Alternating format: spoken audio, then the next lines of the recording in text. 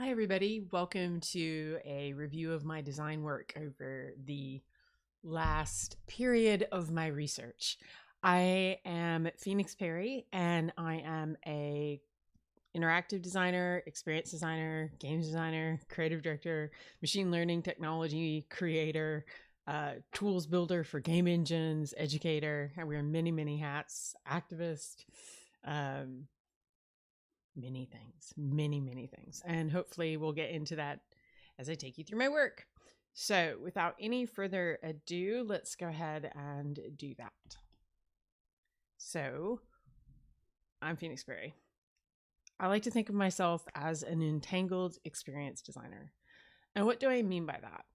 I mean that I think we're now in a really interesting place with technology where we have to think much bigger picture about what it is we're doing and why we're doing it. And I'm going to explain how I think the decisions that we make to create our technology are really important in creating the future we want to live in. So how do I design? That's really, the question that I think when you're looking at anyone who makes things, any designer's work, you're kind of asking like, how do they make these things, or how do they do these things? But what you're really asking is, what do I value? And throughout my work, you'll see a really strong thread of interest in social dynamics and getting people to collaborate together, and to collaborate together to have a sort of collective outcome. And the reason for this is that there's a lot of evidence that pro-social behavior makes us kinder and nicer people. And I'm often after little hacks or things we can do that will actually have an impact far after people interact with my work. So I see myself as a creator of a sort of idea that I hope stays with people. So what I'm really after is, how do we make people kinder? How do we make people a little better off than when they came to what it is that I've made? So to do this, I've thought a lot about cognition research. And during the process of doing my PhD, several theories have really become incredibly important to me. And if you thought that I was going to need to understand post-cognitive studies to do a PhD in what is effectively computer science and user experience design, I would have laughed at you, but it's actually where I kind of went. And the theories that have emerged as most important to me is kind of this body of research. I stumbled across it in my master's degree, and I didn't have words for it. And I took it to my supervisor at NYU at the time, and I'm like, what is this? How do we talk about this in experience design and user experience design? And she literally had no idea. She was like, I don't know, Phoenix, what you're on about. And over the last, I guess, 10 years, it has slowly began to get traction with other designers and other creators and other people who are interested in human-computer interaction. And a new wave has swept through human-computer interaction that I'm extremely excited about. So let me talk about these theories. So the first one that I'm really after is distributed cognition. So distributed cognition is a study of how we collaborate in groups. We actually have cognition that exists outside of our bodies in the systems we inhabit. When you begin to unlock that, what that means is that the decisions you make in one part of a society actually are really influential and can enable folks in another part to get done what they need to do or to succeed. A really good example of this is sailors on ships. Each sailor couldn't steer the entire ship entirely on their own. They understand their specific objectives. Those objectives, however, when you put them together, are able to steer these massive ships. It turns out that we do a lot of this as humans. We offload our cognition into our environment. And that's really interesting and fascinating to me. Like, that's extremely fascinating. And recently, we've kind of been moving through different waves of human-computer interaction. And the new one that's emerged, and it starts peeking its head up in 2019. And I think that the groundwork for it has been really, laid in theories of embodiment, or the body in space. I think it's been laid a couple of, layers deep in the sediment of human computer interaction. And that's entanglement theory. And that's the idea that we can no longer separate ourselves from our environments, each other, the technology we create. The stack is just simply, it's too deep, right? You can't say this mouse I'm using has no impact on anyone else's life. In fact, it has a huge impact on other people's lives. Same for the computers and the phones and everything else that we create or bring into the world. So we really have to begin to think about how we're entangled in our society and how our tools are entangled in us, how they're changing our ability to think, they're changing the future that we have and the options we have for making different futures. And I think this is really key to understanding how it is we move through the world. So the other kind of cognition stuff that I'm really interested in is how tools shape the mind. So this blew my mind. Like, if you would tell me what's the 5 most critical things you learned while doing a PhD, it was understanding the relationship between pragmatic and epistemic action and how epistemic action changes and impacts our cognition. So what do I mean by that? Pragmatic action is direct action. It's action we take in the world. When you throw a ball and it hits the wall, you've just done a pragmatic action. You have left a dent in your wall. Congratulations. Yay. However, epistemic action is action that changes how we actually think. It's actions that kind of unwrap new ways of thinking or new ways of being. A really good example of this is when you do long division. You write out the number you're going to divide on paper, and then you begin to do the division through the numbers and carry and move numbers across the sheet of paper. You can't remember all of the numbers along the way unless you happen to be very lucky and be a mathematical savant. But you're offloading some of that cognition, some of that remembering of what the numbers are and how to carry the mathematics off onto the page itself.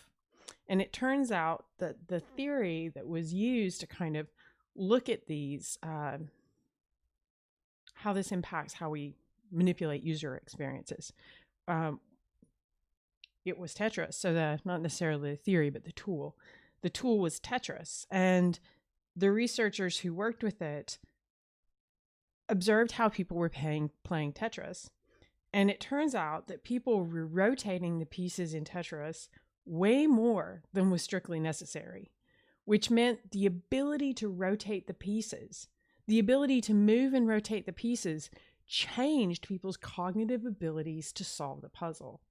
And what that means is that the interfaces we make actually introduce cognitive structures in our brains. And I think that that is enormously important in the field of design, particularly when it comes to prototyping and particularly when it comes to experience design. Another one is material engagement theory. And that's where this book, Tools Shape the Mind, literally, it is an entire argument based on this. It is a long study of how from stone napping all the way to present day, we have actually had the cognitive structures in our brain change by the tools we create. And the recursive implications for us as a society and as designers, they're massive, right? So I've made a lot of machine learning generated work. I started back in, I think, 2009, 2008, 9. And recently I've been playing with some Disco Diffusion stuff. So I had to throw it in just for fun. But if you ask the data set that I've been using, that so many people are using, that's based on DALL-E, and using Disco Diffusion, I think that's correct. I hope that's correct. I've never actually looked where the data set from Disco Diffusion comes from. I've just been playing with it using text prompts. But to the left here, that bothers me. Now I have to go find out. I'm pretty sure it's using all the OpenAI stuff. But to the left, I asked this machine learning text prompt generation system, what does the future look like? And I get the image to the left. And the image on the left really bothers me for a lot of reasons. One, there's no people in it, right? Two, like, this is the future we've been imagining. So much so that this science fiction dystopia is embedded into our very like the very future, the very edge of image generation technology. It's embedded itself into the collective imaginings of our data sets. And that really scares me. Like that's a moment that we've thought a lot about, the future being a dystopian space with no trees, no nature, no people. And then to the right, I asked it what a sustainable future would look like. And I got this. And I think if I had to choose which one of these worlds to live in, I would choose the one on the right. And designing text prompts for these image generation systems is something I'm really fascinated in right now. So without further ado, I'm going to show you my own work and take you on the journey that I have gone on to try and make pro-social interfaces which increase so many good things in our society. And I think that they bring about happier people. And I want to make more of these interfaces. And I want to really think about collective play in ways in which we can empower groups of people. So this is an early prototype. And I'm going to show you this because it's going to go all the way through my most recent project pre-pandemic. This is Night Games. So Night Games was my very first attempt to take an experiment that I had made for myself, which was a gesture-based musical system that used a lot of machine learning, a ton of sensors, and it let me kind of manipulate a record that I'd made with my bandmate without having to use a computer on stage with, nothing in front of me except for a camera watching. And this was really important to me because I find bending over laptops extremely painful. I have a disability in my spine that actually made it completely impossible for me to be a laptop DJ. I needed an embodied way of interacting with my technology. And this was my solution. And I decided to take that solution and put it in the hands of children. What would happen if I gave them this environment, which was a 3D world that I'd made in Unity, and then I let them navigate it using gesture and driving the sonic experience that they created. So it was an explorable sonic landscape driven by social play and character. My friend Colin, very good-natured person, drew this monster and agreed to dress up like this, which I gave him a bunch of images of Muppets, and I was like, I want something that's kind of Muppet-ish. And he came up with this character, and he worked with a friend of his who is a costume designer in New York, and they made this wonderful character. And this character led itself around this sonic landscape, which I had created with my partner, Margaret Shadell, and my friend, David Last. And different gestures were embedded on the sensors in the PS Move. So you could rotate them in different ways, and different games would open up, or different sounds would open up. I'm going to show you something that I think is really important in a second, which is a video of all this working when I got really lucky and at another event that isn't the one in the photos. A couple months later, I had a drum corps show up, which if you make a collaborative social experience, having a drum corps that's, sound driven, having a drum corps show up is really the way. So what I did from this kind of experiment is I was really interested in looking at and making note of the games that the kids made. And then I wanted to design my experience and I didn't really know mine was a performance tool, right? How did I take a performance tool and turn it into something that was, something that was actually cool and fun to interact with? So I watched all these kids and I had a lot of conversations with them. I got a lot of video of Colin talking to them and trying to understand how they're playing.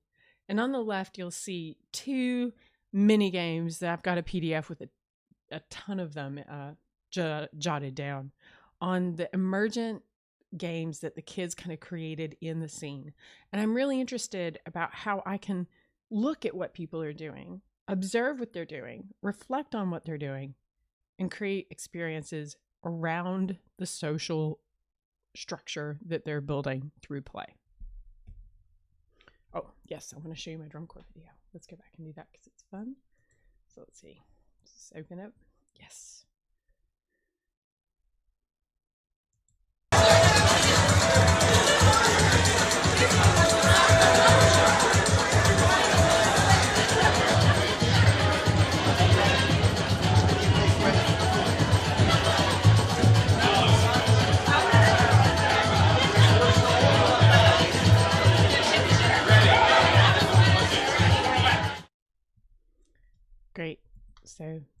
is an example of what it sounded like and kind of the mayhem that would ensue. It was never normally that musical. I got very lucky that day.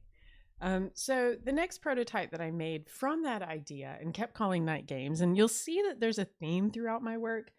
I am like the, you know, I think it's a, is it a katakuri? No, it's not a katakuri. Oh God, I'm the Katamari Damacy of game designers and interaction designers.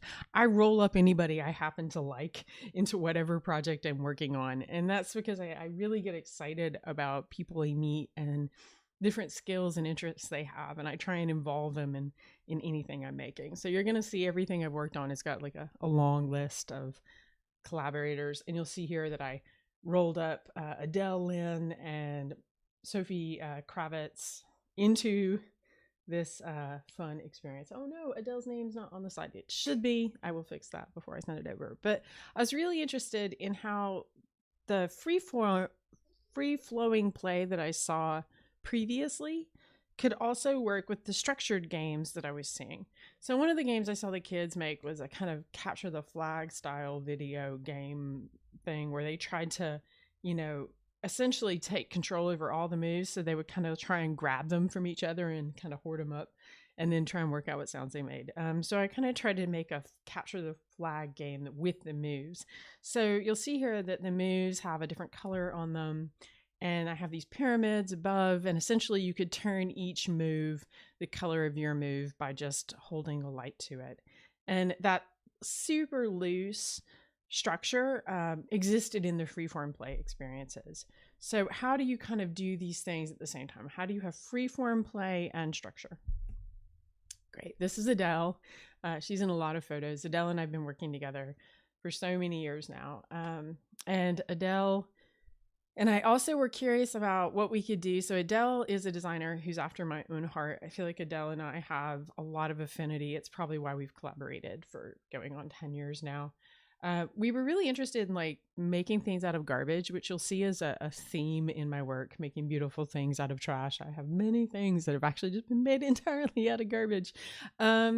But this is an example. We took some boxes and then we put these little plastic, we had found some disused acrylic and we cut out circles in it. We made it so you could slide them in and out. And we were both really interested in like, does every experience have to be digital, or can it be a merging of the physical and the digital in a way that lets for some impromptu, some behavior you haven't scripted. Cool. So here's some more shots of it. You can get a sense of it. There were some bracelets that did the same thing as the move. They ended up not working very well. I didn't realize it before I taped them up, how bright the green LED from the Arduino was going to be. This was a lesson.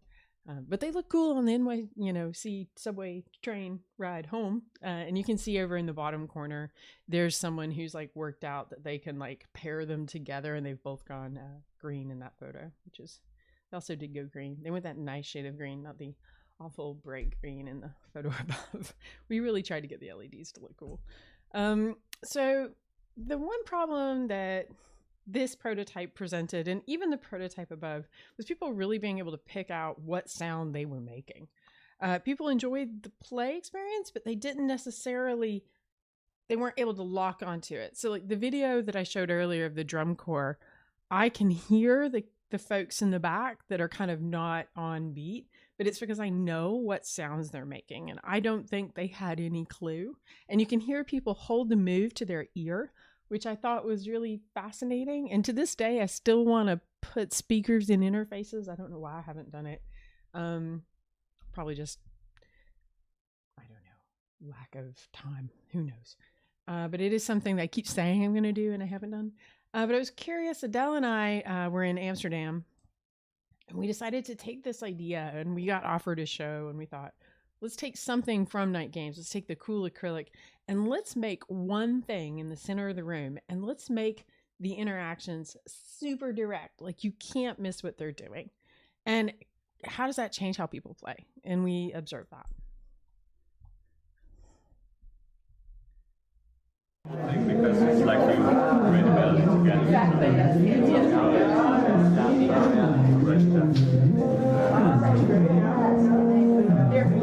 should find this. might be the Curtis sound for speakers.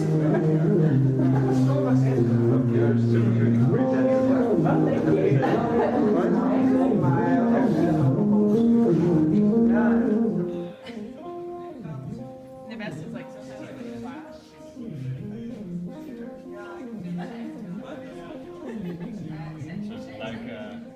Great. So that's that one.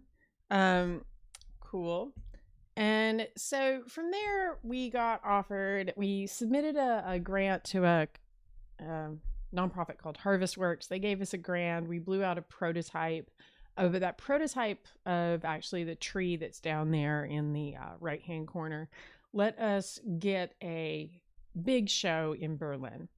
And Adele and I did not have much time. We basically had this show that we did in Amsterdam, I think in like, mid-spring. And by summer, we had maybe actually, I guess it would have been like around February when we did the one that you saw earlier. And then by April, we had to have this big version made, which she and I were both, we learned some things, but we had some questions about how group play could kind of support discovery and exploration. So we wanted to work out how to like link these different sound making objects together using rotation, using gesture, using interaction.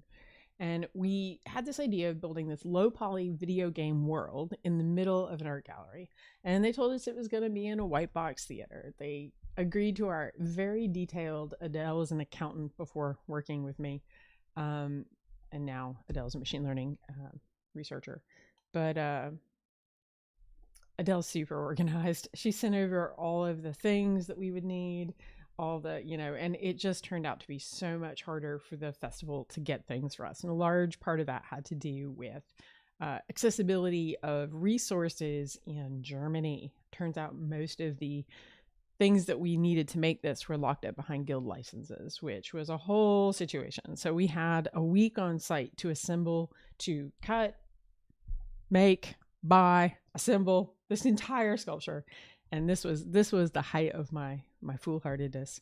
But in the end, we managed to get bits and pieces of it working. And the tree with the rock, which is here, the rock, I'm really proud of this rock. This rock is really fun. It pops open and inside is a compartment, and the compartment wirelessly connected via radio to our system and had an accelerometer inside of it, which was cool. So, and some LEDs, and you'll see it here. So let's see. Oh no, Mr. Bill. That's okay. I can show it to you this way. So I can just get to my library somehow. My library. Yes, I play guitar. I roller skate. Now is the time that you get to learn all these fun things about me, right? Because you can see my YouTube feed, which is obsessing on guitars and roller skates. Yes, I am that person. So anyway, here's our content. Let's see. Let me pop this open for you. Great. So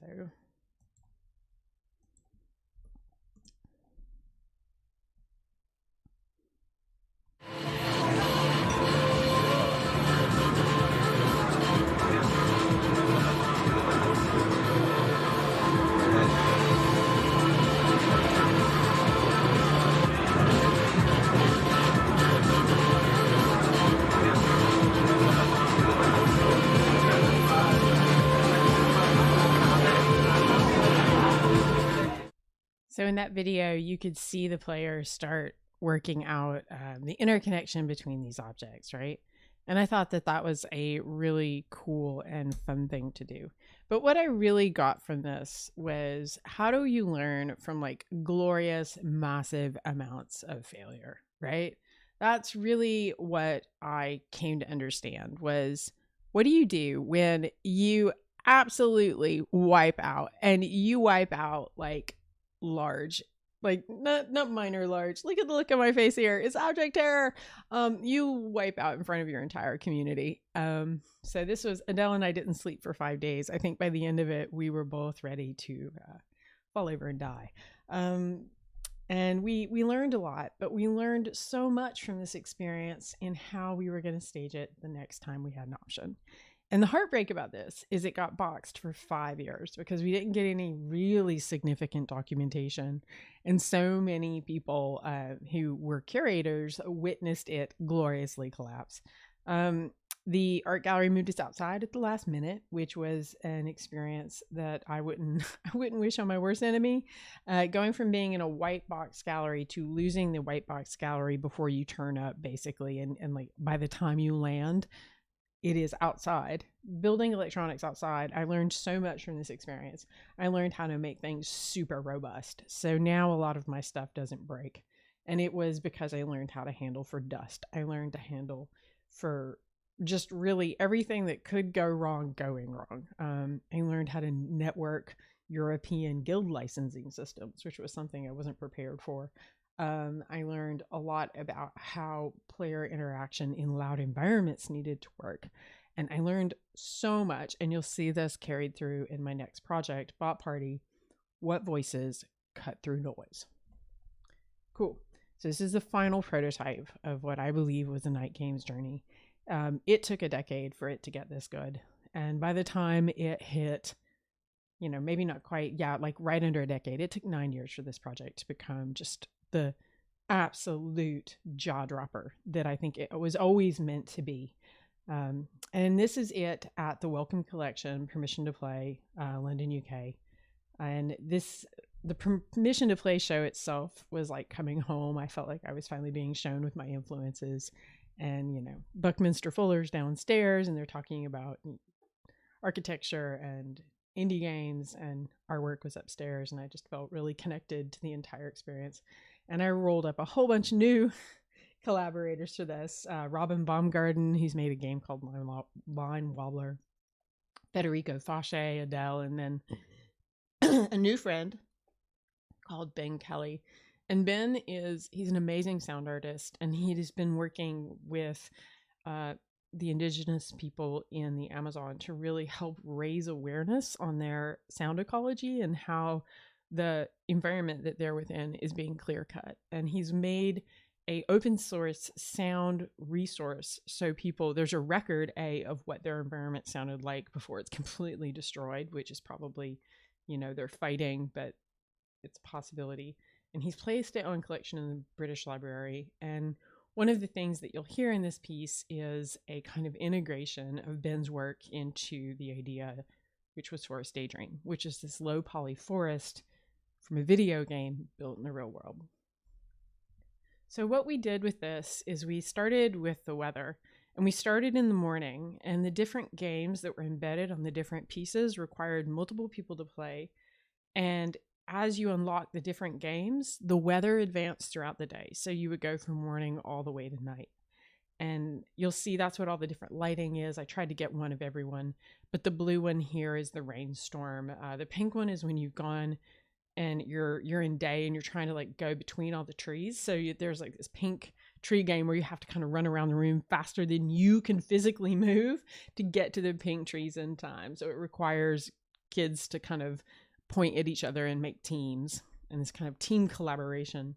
And then this child here is working out that the dome has 5 different tones around it, and after you've turned them all on, it makes this really beautiful harmonic, and the LEDs and the inside the dome go a little, sparkly and magical. And that's one of the weather states.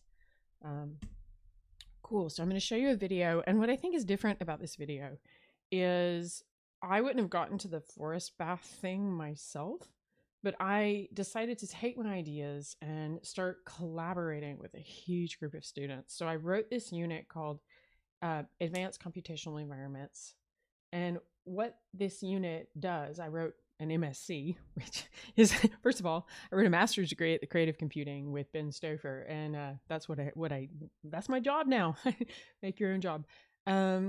And on this program, students really think about how to create social play experiences, and they make one with me, and then the idea is that they go off and then make one on their own, it's been really rewarding to see them go from like tiny exhibit or whatever I'm happening to get roped into to their own exhibits, and I love it. But I brought them into this process, and I'll show you a video about that. I'll talk more about my teaching process as we go. play as creatures in this world. We play to test our limits, we play to see how things fit. We often experiment in play and try things out in play that we wouldn't feel safe doing if the context was removed. It's really an attitude with which you engage in the world. By playing, you can create something new, or you experience something that you didn't expect.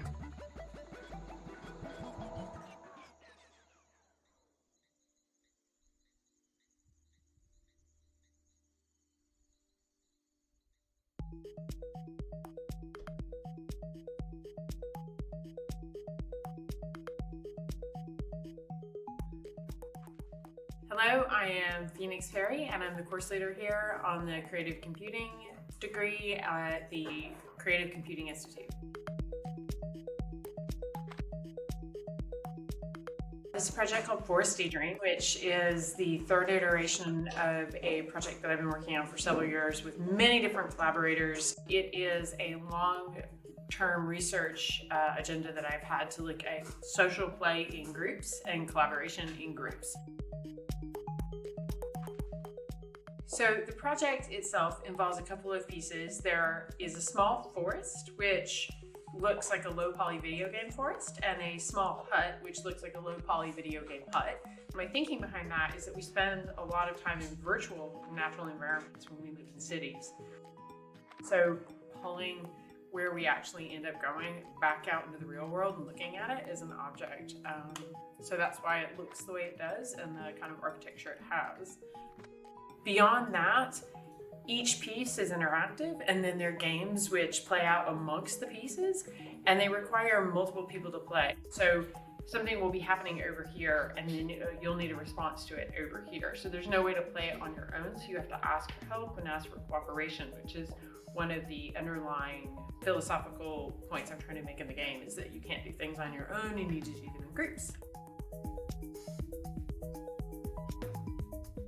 We have this class here that I'm leading right now on environmental computing and spatial computing. They are working with me on this project in an attempt to get experience working with a gallery, with a large-scale institution like Wellcome Collection. So it's part of the pedagogical process of getting them from point A to point B, of being ready and able to work with the public and knowing what that looks like. Then from there, they're going to proceed to doing full-scale works all on their own in public spaces. Personally, I was rather focused on the programming of the microcontrollers. All the different parts have to interact with each other, have to talk with each other. So every button press has to be signaled somewhere else, and all the different parts have to be coordinated into one single game. You've got sounds going on and lighting and all these physical models. So these really create an environment. I hope people coming would feel relaxed. I worked on the soldering and the wiring, and I also helped with the construction of the dome and the trees. You are not designed for yourself, so you need to study how others behave and interact. My name's Ben Kelly. My role in Forest Daydream, it was like a sound supervisor role to create an immersive soundscapes which evoke the rainforest, and also music composition. Los Boscasinos is an ongoing project with the Wampi, the indigenous community who live near the Ecuadorian border of the Amazonas rainforest. I spent some time with them 2 years ago and developed an ongoing relationship as an artist to help with their government, to help deforestation and indigenous land rights. The sound recordings, the soundscapes are very immersive, as again a hyper reality, to try and aim to trigger this emotional feeling, this primal feeling of interconnectivity with nature. I hope it stimulates audience members to ask themselves questions of their own role within the social ecological system.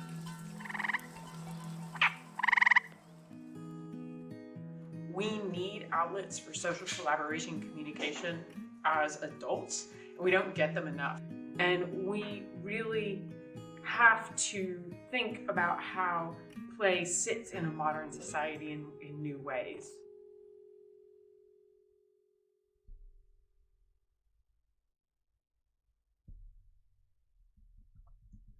Okay. Great. That is this piece, which was a huge deal for me, and I'm so grateful that it finally got completed. Why do you make people make music together, you ask? What's the point of having these people make collaborative music and build environments that they're accomplishing tasks for? Well, it turns out research shows that after we collaborate making music together, we are more pro-social for several hours after. So after you play one of these experiences, you are more likely to exhibit positive behavior towards your fellow human being. And I think that's worth all the effort. Okay, so Bot Party. Dun, dun, dun, dun. Bot Party is really fun. Bot Party was me kind of going down this same journey at a very similar point in time. So there's a lot of overlapping themes.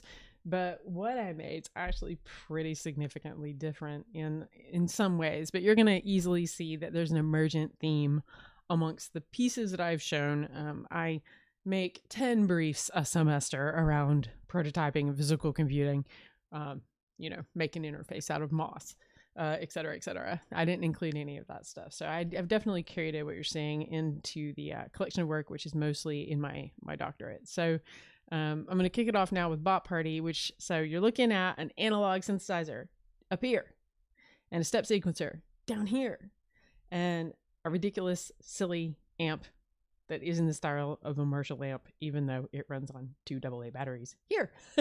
So I want to show you this video that was made by Goldsmiths, which was where I was at before UAL, where I made a master's degree from beginning to end. This is my project. It's called Bot Party, which is going to be a distributed modular synthesis environment, and it will be debuting at Somerset House as part of the 2017 version of Now Play This, which I'm very excited about.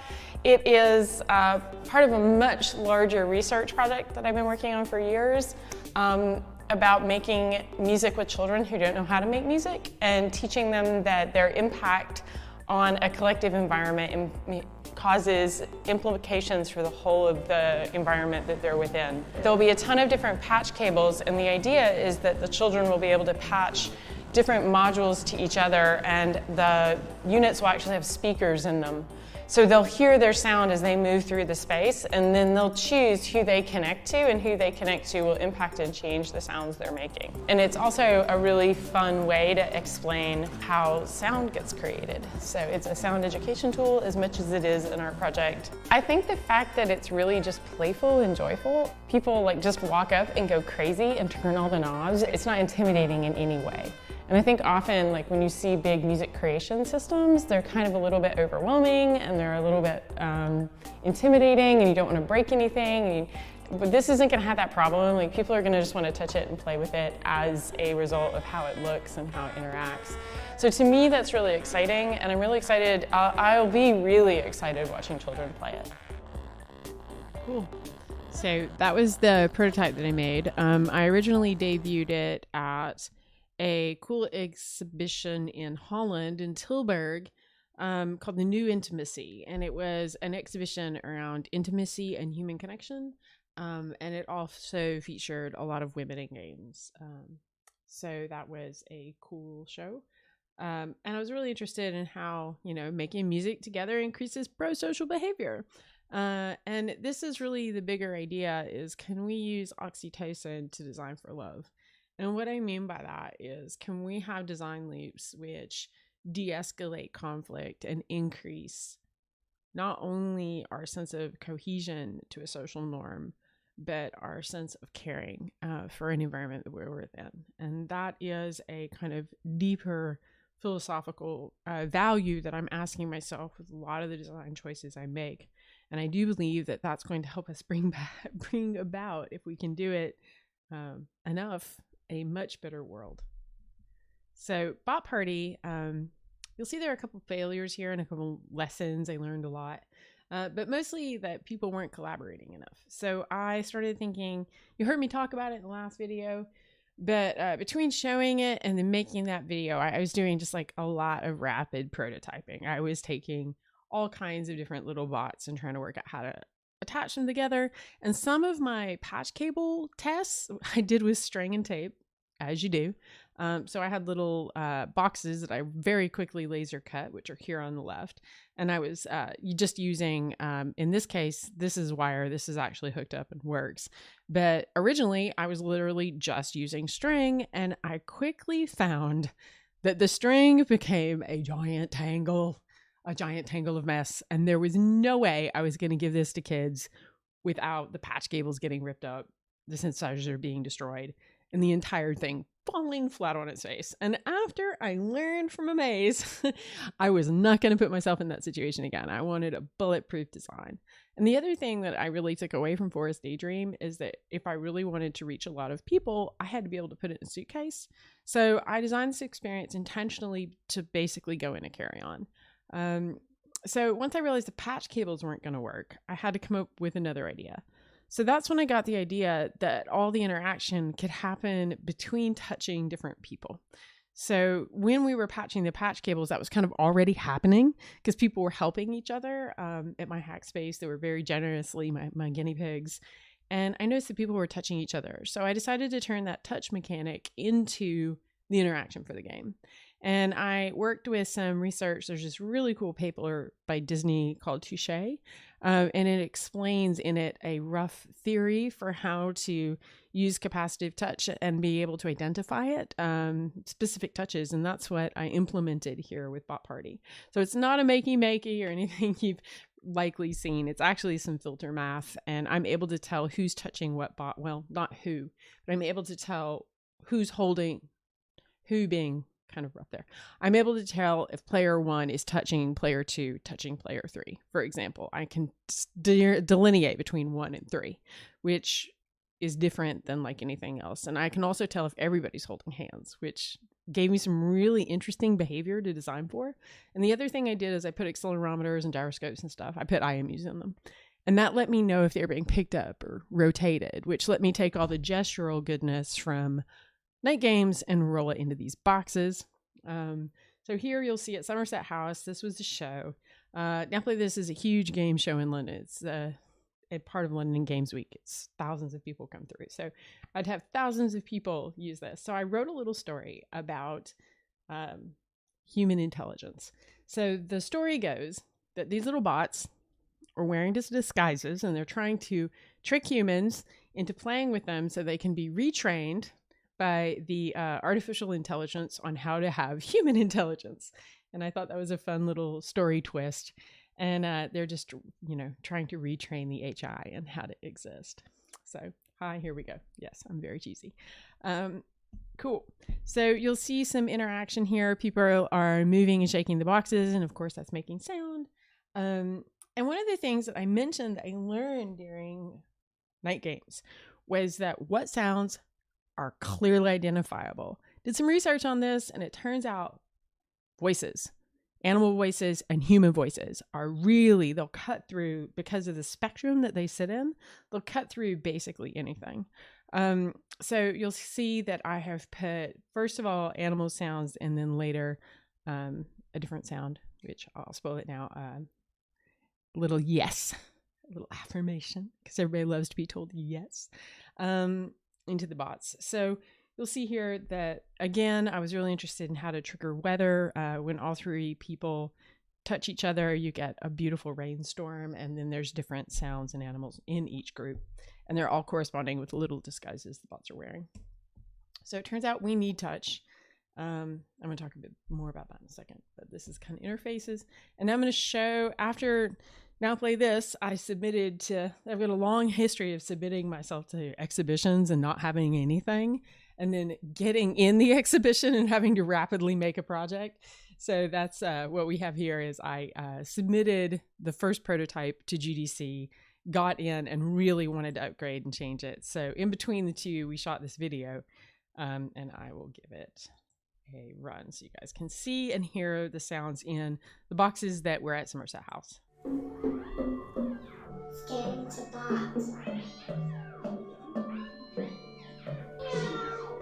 Bot Party is 3 boxes, and inside each box there are 2 LEDs, a button, an accelerometer, but most importantly, there are 2 custom-made sensors on 2 sides of the box. These sensors are able to detect touches between boxes if people hold hands. So, yeah, there you go.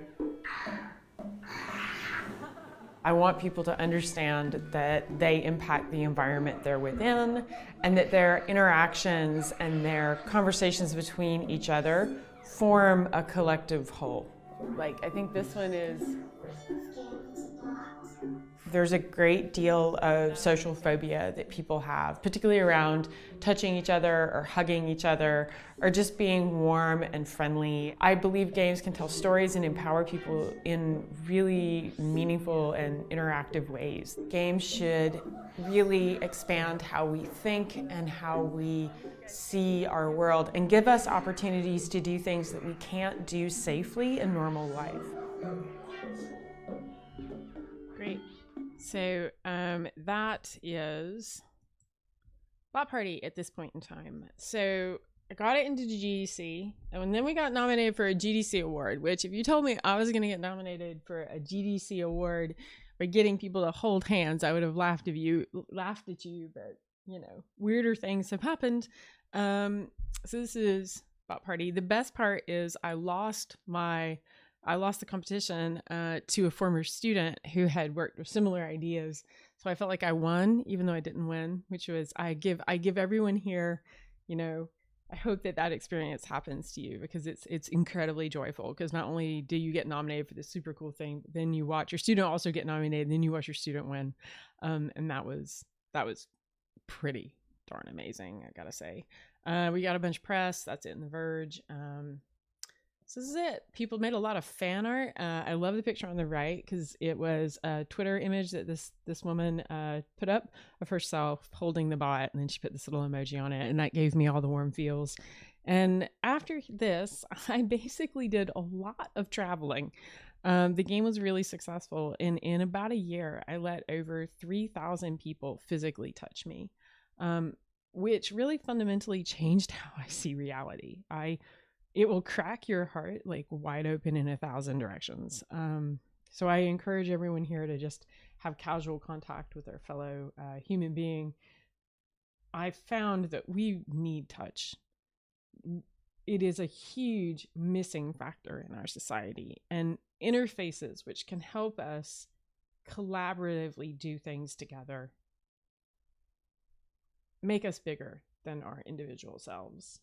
And I also found that there are a lot of people super hungry just for any physical contact. I would see one of those people, you know, maybe once every 3 or 4 shows, and you could feel it. You could feel the hunger and the sadness and the loneliness that these people are holding. And I really think if we can work on that as designers, that's a really good challenge to go after. So here is this crazy experiment. So the best thing is you could form giant chains of people. And I have some fun video of that, which I want to show. And I'm going to show some playthrough of just different events and parties. So little bots, when you got there are 2 forms of play, as you'll see. I got wise to this little situation with Night Games, and I continue to do it, where there's a free form environment and then a structured game. Charlie, who is in the red dress there, worked with me on this, and we called the touch-based game Little Secret Ciphers, as the bots are training you to pass information quicker and quicker through their networks. And I'll play this here. This is going to also have some other like exhibitions and stuff on it.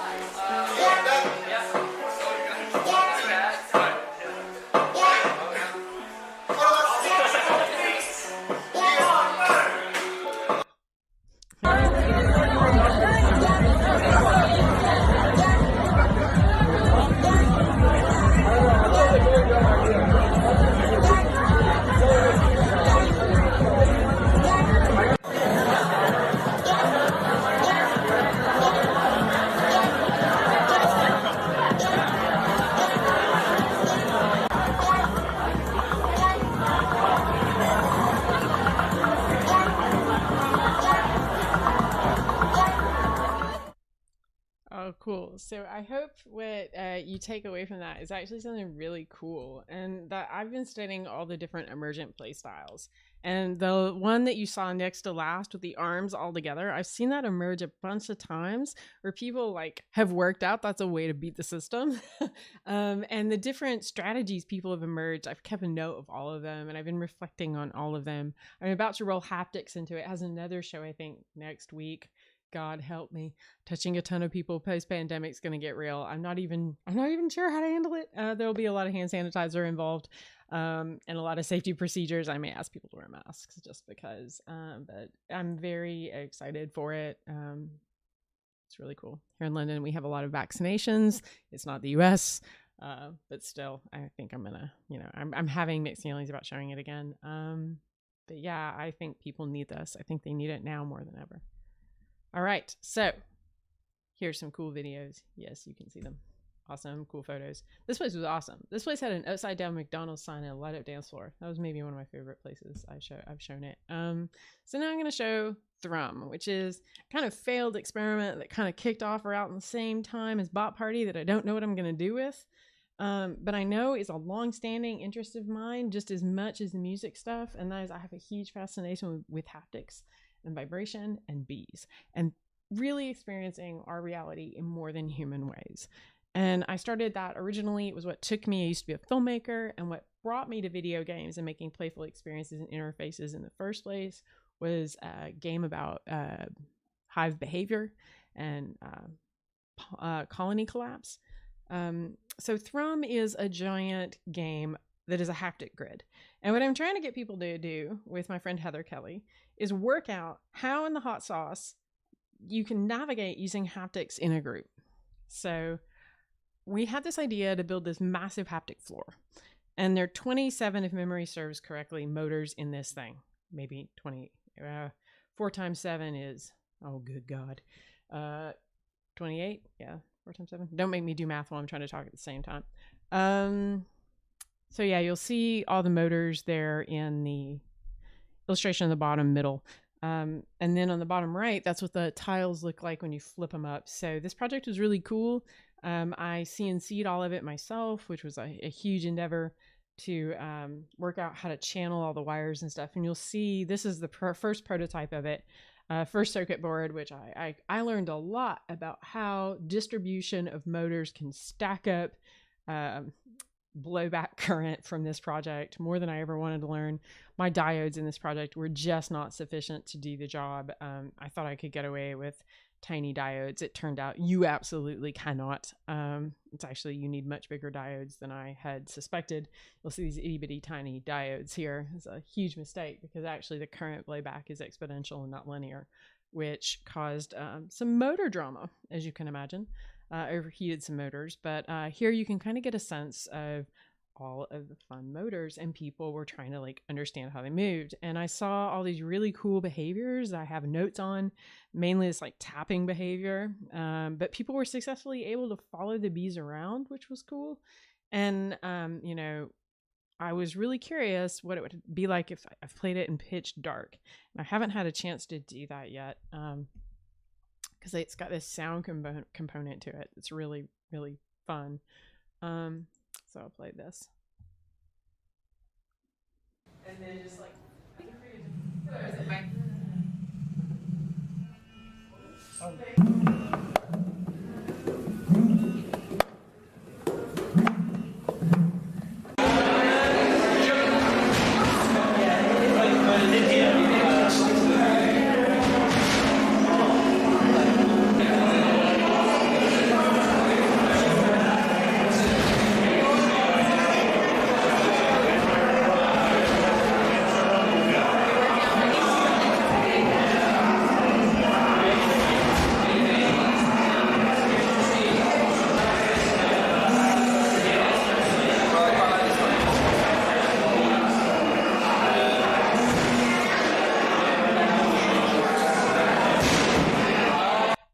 So that's Thrum, kind of get a sense of it. It was really interesting, and there's so much here to explore that needs to get explored. I haven't done it yet. I need to start showing it again. The new prototype I have of it goes back to my suitcase theory, because moving this around Europe was prohibitive. It's super heavy, and assembling it takes 24 hours, and I had the a Maze Night Games problem. And now I'm trying to make it with craft foam and tiny motors to see if I can make the tiles super soft and squishy and small. That's where it's at. And I have no idea how long this project will go on for, or how many iterations or variants of it I will make. But one thing is certain, once again, idea in my head, I really want to keep playing with it. Cool. So now I'm going to show some awesome classroom experiments.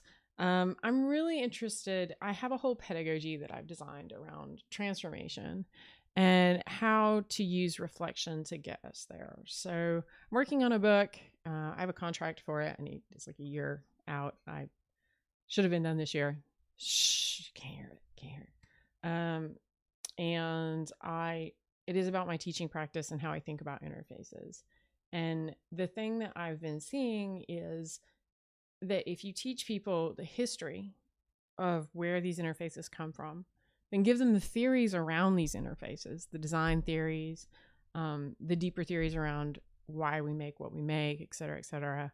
I've recently been teaching them a lot about dialogue, and you'll see that I do a lot of observation of my interfaces. I hope you could tell that from above, but I'm really interested in watching what people do than designing around it. And I do that all the time. And I'm trying to get people to understand that there are all these design theories behind all the things we make. So you teach them all these great theories, and then you have them make the thing, because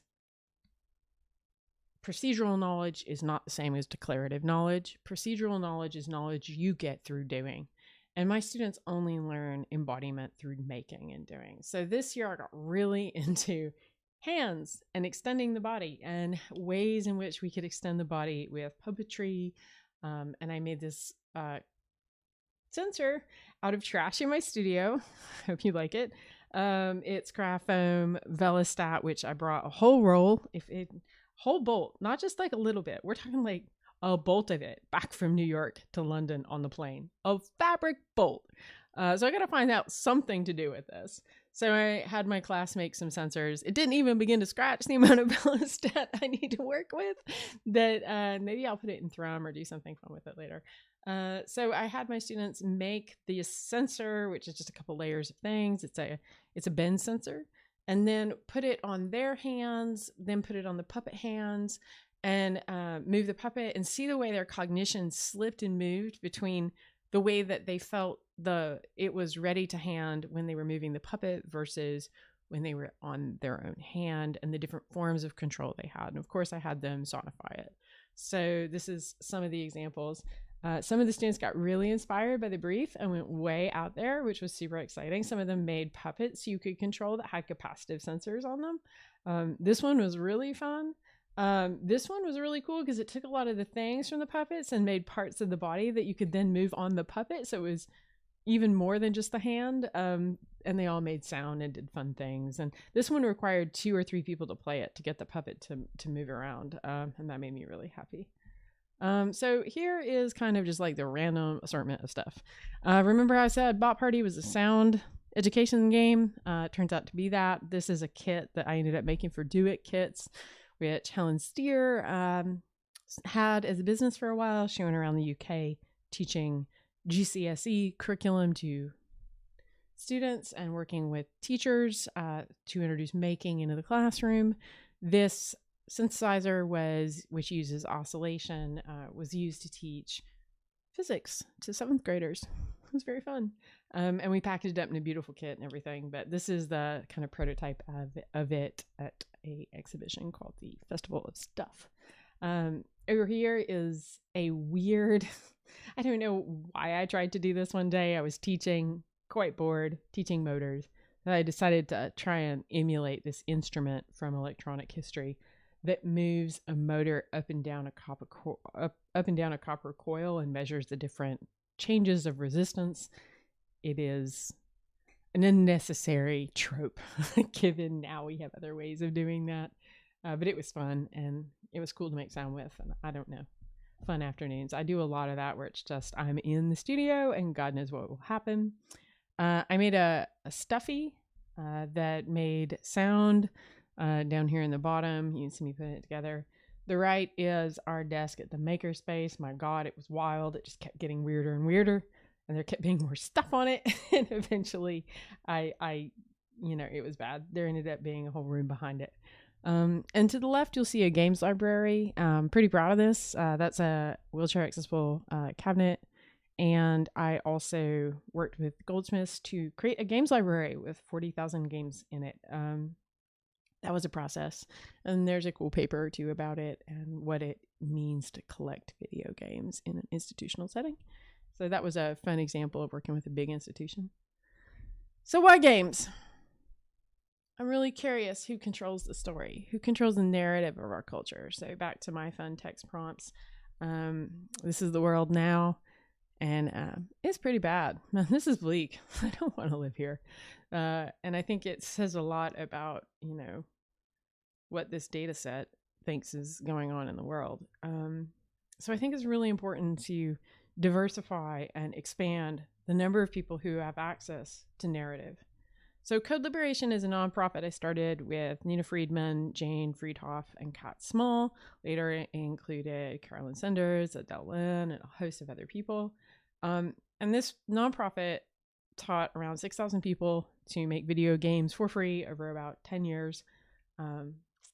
And the idea wasn't that I was just teaching them how to code. The idea was I was teaching them how to have the ability to tell really compelling stories about their experience. So I was really interested in how to make inclusive opportunities for storytellers. And you'll see that to the left here is an exhibition at the V&A, and we worked together to have a residency there. 17 different games came out of this, I think, something like that. And you'll see that they were exhibited at the V&A as part of the V&A Late Series. Over to the right, there's an exhibition at the BFI, which the BFI is the British Film Institute. We had another residency there where we exhibited some games. And I just really loved the stories that came out of these folks and the voices that I helped them uncover and, not really even uncover, just give opportunities to exist in the world at all in like a published game platform. So I taught game engine skills, but really what I was doing was helping them get their head around how to use these platforms to take the stories they already had and bring them to a bigger audience. Yeah, that was rad. That went on for years. Super fun, really transformative, changed my life. I could show you this one video, but probably if you want to watch a bunch of women tell you about how code liberation and collaborative storytelling is a future, you can watch that later. Cool. So this is a MOOC we made called Create Expressive Video Games, which was a intersectional feminist approach to game design. It's up on FutureLearn. You can take the first, you can take it for free as long as you do it within the time it would take to complete. And now I want to go back and revise it because I hit my bottom with user-centered design. I'm super glad that Don Norman came out and said that it needs to go, it needs to evolve. And I want to include that in whatever I do next. So final thing I'm going to show you is a project on Cryptech. So I mentioned earlier I have a disability. I have a dark history with Silicon Valley. I really destroyed my body working in the original dot-com boom. Destroyed. I had lumps on my spine. My whole body was busted. I spent 5 years on disability in the Bay Area, cobbling my joints back together from the gigantic amount of nerve damage that I still suffer from in my right hands and my left hands. I guess I only have one right hand and one left hand, but you get the idea. And what I learned from that, and you'll see it, is like a kind of theme that's emerged throughout everything, is I have an approach to technology. And I'm starting to understand that other disabled designers also have a very aligned approach to tech. And a sort of movement is beginning to start, and it's being called Cryptech. And it's other technologists and designers who have disabilities. And this gives me so much faith. So I talked about gesture in embedded interfaces. Over here, this is me running curb cuts through the machine learning system. And I think it's really telling that the curb cuts all screwed up, because that feels accurate to me. Cities rolling out curb cuts and not really maintaining them. Yeah, that feels right. So Cryptech, this is a piece of Cryptech I made. It is called InteractML. It takes all the strategies I use to make that embodied interface, which guess what? Turns out I actually needed, because I couldn't hold a mouse and my arms were super whacked. I still use a lot of voice control. I still use a lot of Wacomms. It's why I started making interfaces in the first place. I realized that our interfaces should never cause harm. And the fact that interfaces caused me so much harm was like a really humbling experience. And that's kind of my reason for being as a designer. And what I value most is the facilitation of new and more diverse and more inclusive ways of making and creating technology. So InteractML, it is a machine learning plugin for Unity and Unreal, funded by Google and Epic Games. So I'll show you some examples, but before I do, I'm going to say this project was huge. I had a whole team of people working on it. It took a lot of work. I designed the interface and designed the idea. The big thing was that I wanted it to be super easy for people making games who didn't know how to code to use machine learning. And to me, node-based tools were really the right solution. And the reason for that was there's an entire games community that works with node-based systems. And I thought, let's go and use what they're making. So InteractML has a long history. I worked with tons of people, and you're going to see them in this video. And it's really exciting. This is a video we made for Epic. I did the introduction and reason for being and all of the things behind it. But there's a lot here. There's small data sets, which I've just published a paper on. I believe really keenly that users should have access to their data and be able to edit and control their data. It should live on their device. And in fact, you don't need huge amounts of data. Turns out you can actually just have the data you generate, and that's relevant.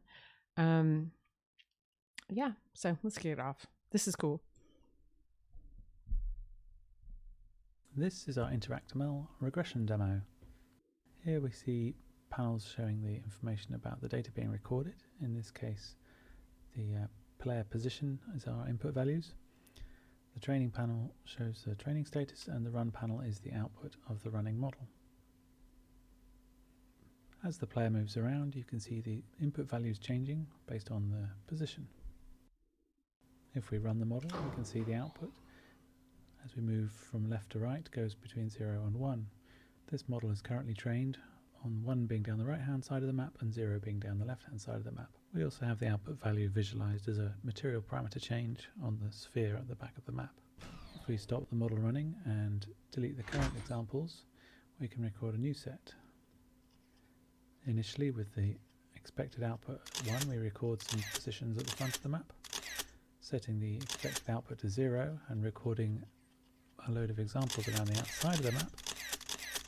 This is our example data set which we train the model on. And once again, when we run, we can see the output blending between 1 at the front of the map and 0 at the periphery.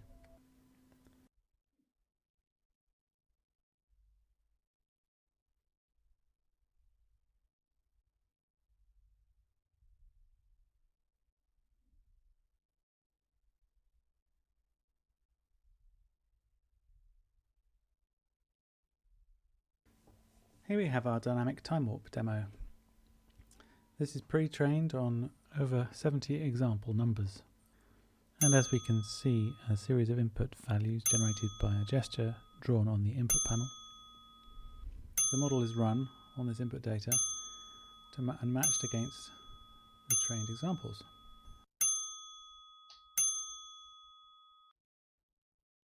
We even train for multiple stroke configurations present in variants of standard numbers.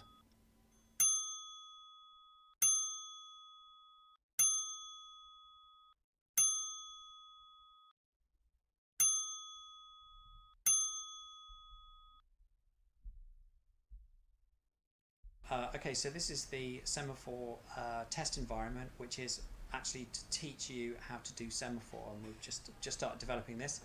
So you can see there's a mirror that's in front of me, which has the Semaphore flag positions.